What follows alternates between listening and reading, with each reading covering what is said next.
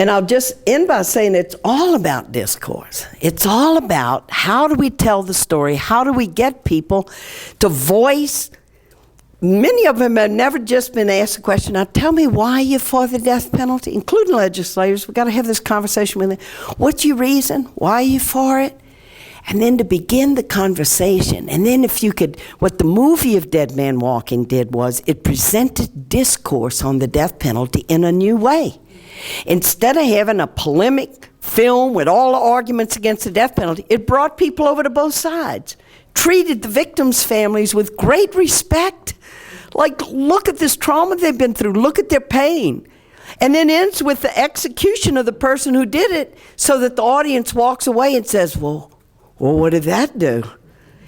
And are forced to think. Spirituality is always about thinking deeper, going deeper. And then if you can get that dynamic of having a film and then also having a book where they go and they read. See, journalists know too. I mean, no kidding. When people are reading, we are in a quiet place and we are not debating with anyone. And we're getting new information and we're using our imaginations and we can come to a different place. Reading, the whole writing profession of journalism and writing books is a very precious profession because you invite people into deep reflection. And if you can write an article, or you write a book, or you write an essay, or you write something in your Catholic bulletin, to bring people into a deeper place, that's what it's all about, an invitation to go deeper. And I do want to add also that we have the play of Dead Man Walking, that Tim Robbins, the first playwright in the United States, he wrote a play and he's given it over to the young people to perform in schools, to get theater as a part of education. 2 departments have to pick up the issue of the death penalty. So discourse is going on in the school, and it's live theater. It's for high schools, and it's for universities and colleges.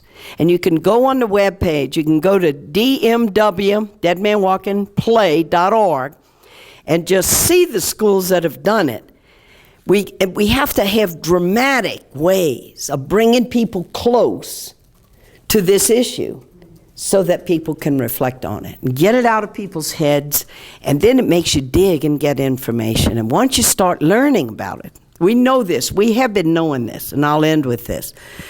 Justice Thurgood Marshall, way back, said, the American people say they believe in the death penalty.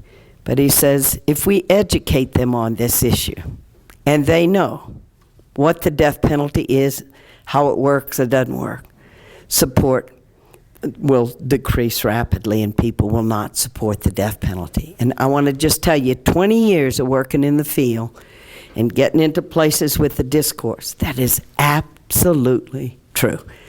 People have never thought, and people are good people. They really don't want to do death. They just hadn't thought about it. And when we bring them there, you have to believe in the goodness in people's hearts, and it is there. The American people are not a vengeful people.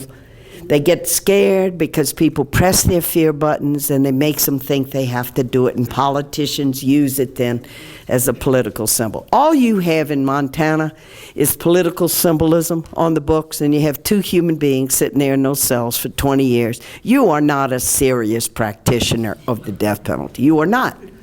In the Deep South we are. The 10 slave states that practice slavery do 80% of all our executions. You're not serious about it. And so the discourse that can go on in this state, and I believe that in 2011, you get the discourse going and you talk to the people and they start writing to their legislators, you are going to end the death penalty in Montana. And I'm glad to be a little bitty part of that. Thank you.